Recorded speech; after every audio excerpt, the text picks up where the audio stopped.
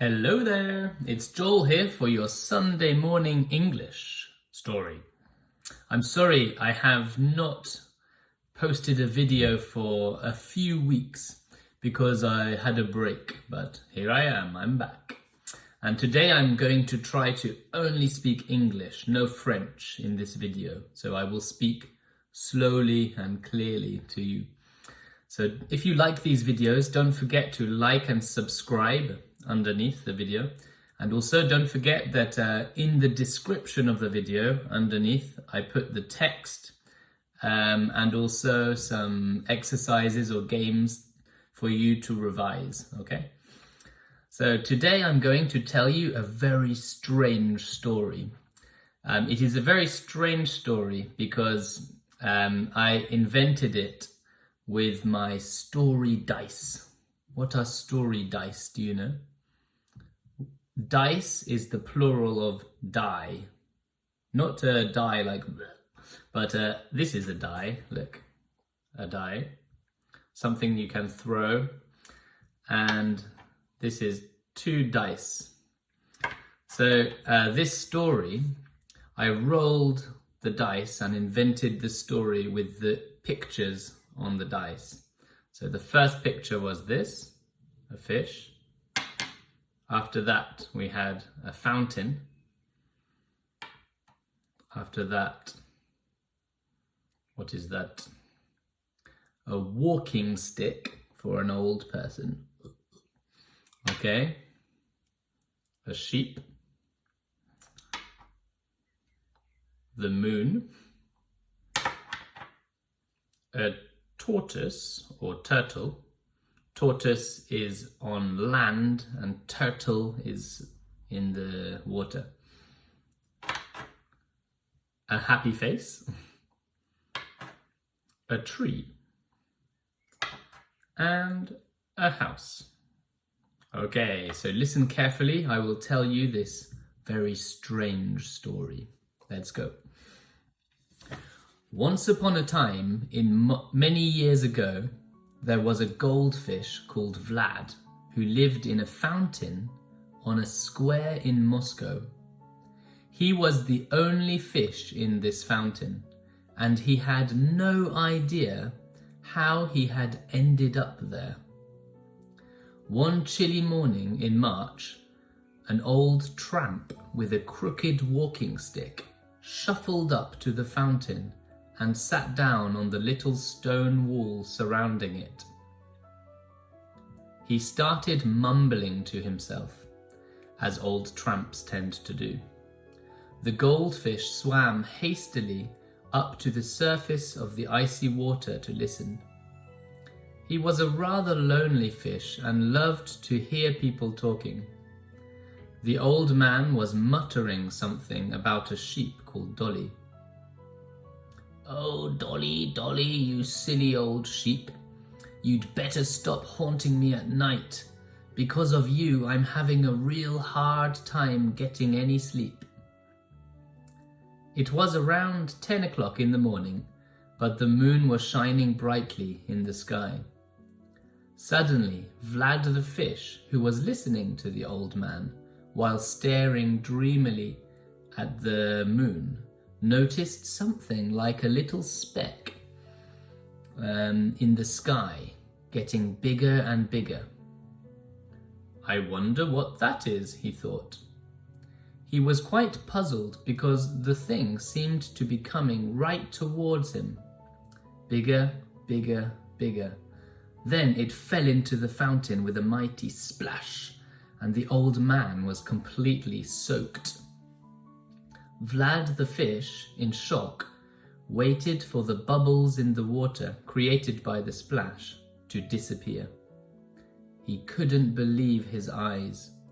Floating in front of him was a large purple creature which looked somewhat like a turtle. It seemed to have a slight smile on its face. "Who the bloody hell are you?" shrieked Vlad the fish. "Hello there, my name is Flop, and I'm a moon turtle." "Oh, what? What are you talking about? There are no turtles on the moon." Well, have you ever been to the moon? No, replied Vlad. In fact, I've never been anywhere outside of this fountain. At least, not that I remember. But I often listen to humans who sit on the little wall surrounding this fountain, and I had understood that there is nothing but dust on the moon. Well, my dear fellow, you have been mistaken. There are many creatures on the moon, and we even have our own queen. Oh, really? Replied Vlad the fish, a little disconcerted. Yes, oh, our queen, I do adore her. She's so majestic, powerful, and one time I was lucky enough to visit her at her tree palace. What's a tree palace? Asked Vlad. Well, our queen, Dolly the mesmerizing sheep, as we call her, lives in a huge tree house at the top of a giant sequoia tree. Oh, does she? Replied Vlad, still having trouble believing what he was hearing. So, that is the end of the little strange story about the fish and the moon turtle. Okay, now let's have we will look at some of the complicated vocabulary. There are some interesting nouns, some verbs, some interesting adjectives, some expressions. So the first one is a speck. What is a speck? The fish, he sees a speck in the sky getting bigger and bigger. Any ideas?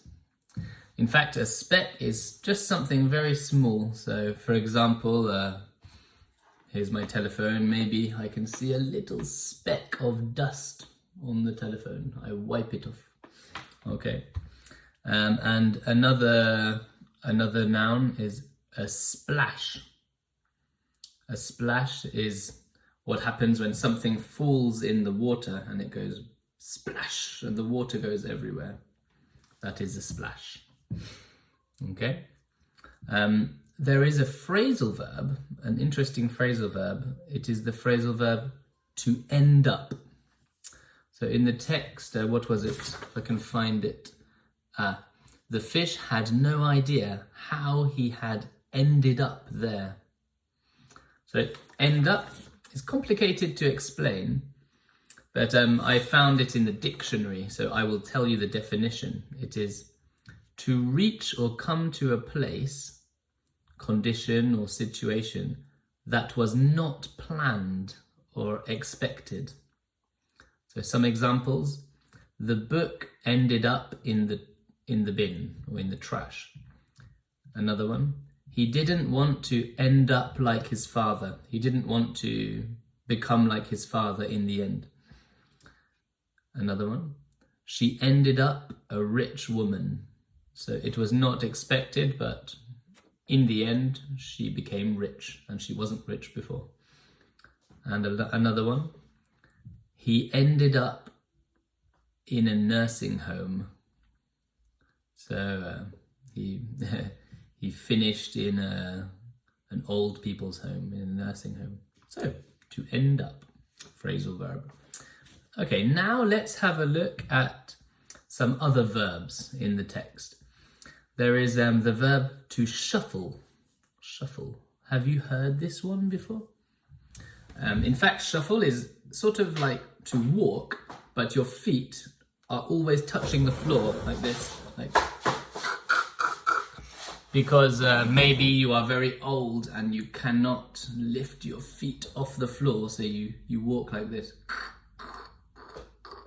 Shuffle. Another one, to mumble. Mumble. What is that? It is a way of speaking, to mumble. In the dictionary, it says to mumble is to speak quietly and in a way that is not clear, so that the words are difficult to understand. So like this. Yes, yeah, I totally agree with you. Like this. You cannot understand it. I am mumbling. Okay. Another verb in the text is to mutter. So to mutter is similar to mumble. It's slightly different, the meaning. I will read you the definition from the dictionary. To speak quietly and in a low voice that is not easy to hear, like to mumble, often when you are worried or complaining about something. So to mutter is like you are a little angry maybe, or similar to mumble, mutter. Next, to stare. Or maybe you know this verb, to stare. To stare means to look at something like this with big eyes for a long time. For example, he stared at his phone. Stare. Okay. And the last verb, to shriek. What was it in the text? Let's have a look. Who the bloody hell are you? Shrieked Vlad the fish. It's to shriek is to shout with a high voice. Who the hell are you? Okay. Now let's have a look at some expressions, some interesting language. In the text we hear, you'd better. You'd better do this, you'd better do that. What does that mean, you'd better? What is the apostrophe D? In fact, it is had. You had better. Don't try to translate this word by word into your language, into French. But you'd better just means it is like a threat. What is a threat? I will give you an example. Oh, Adam, you have made a mess. You'd better clean it up now. Yeah. Oh, I will speak in French. Tu as intérêt. That is you'd better. Okay. Another one. I'm having a real hard time doing this or doing that in the text. Where is it? Because of you, I'm having a real hard time getting any sleep. So I'm having a hard time plus verb ing means I am having difficulty, I am having trouble. It is the same. Also in the text we hear at the end, oh, does she? Replied Vlad, still having trouble believing what he was hearing. So having difficulty, having trouble, having a hard time, plus verb ing every time. Okay, next. Bigger and bigger. So you have in the text we hear he noticed something like a little speck in the sky getting bigger and bigger. So it's slowly bigger, bigger, bigger, bigger. We say bigger and bigger. Or we could say happier and happier. Or any adjective with er, we say the adjective, comparative adjective. Smaller and smaller. Okay. Next. To finish, we have 4 adjectives. Okay. The first one is crooked. Crooked. Strange. In the text, one chilly morning in March, an old tramp. Tramp is somebody who has no home, with a crooked walking stick.